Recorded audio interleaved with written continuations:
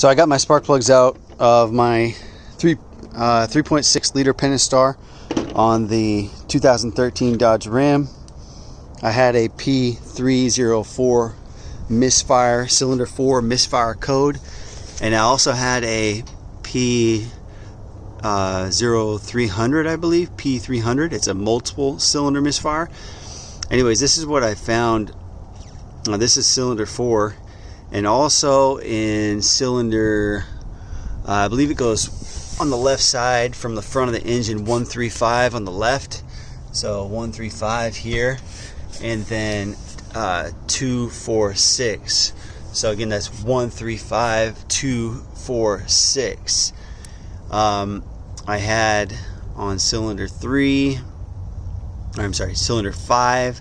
I believe it looked like that as well. There's 3 of them that look like this. The other ones, they look fine. You see, the electrode is worn down. There should be a point there. Let me show you another one here. Show you what I'm talking about. This is let me grab a new one. Got the NGKs, and let me show you what a new one is supposed to look like. All right, you see it's got a point right there, right at the tip. You compare the two side by side, and you can see what I'm talking about. See how it's worn down? It's rounded on the one, on the used one, and that's the new one. Used, new. Now some of these look okay, but they still are a little bit worn. That one, and then this is one that I pulled out as well. It looks a lot better. But hoping that will fix my problem, guys. This has been an okay motor. There's a lot of little things. You know, I've done the rockers, not all of them at one time, but I've done, whenever I heard a ticking, I had a ticking at 100,000, and then I also had it ticking at 150,000, and so I've changed a few of the rockers to get rid of that. It's a little bit of work to get the cylinder, sorry, not the cylinder head. You don't have to remove the cylinder head, but the intake manifold, that has to come off, which is right down there. That's a little bit of a pain, guys. It's not too bad once you do it, but the engine is pretty far back in there, towards the firewall, so it's a little bit of a stretch to get back in there. You kind of have to climb up top or come from the side. I like to come from the side. If you have long arms like me, you can reach a lot of this stuff from the side. Is better than coming from the front.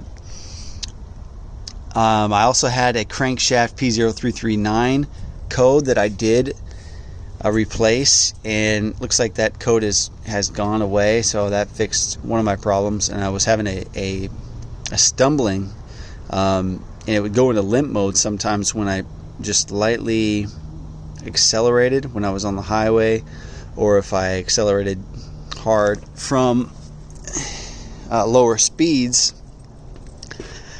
But as far as the engine power wise, it's got great power. The transmission is smooth. It shifts really good. 160,000 miles on this engine now, and I'm just going back and forth with, should I sell it or should I keep it, because I love the truck. I love the way it drives. I love the power of the engine. It's got really good gas mileage for a big full-size truck like this. I'm fully loaded up with a rack. As you can see, I do garage doors, so I got a big rack there, bumper to bumper rack. I got lots of tools in the back.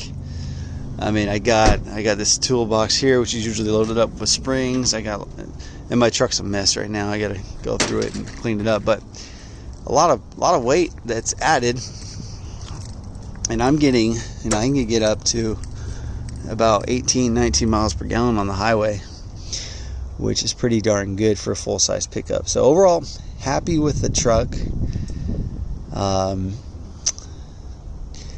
but there is some maintenance issues that this engine has. The oil cooler is a big one too, which you have to remove not only the upper intake manifold, but you do have to remove the lower intake manifold, which is this one there.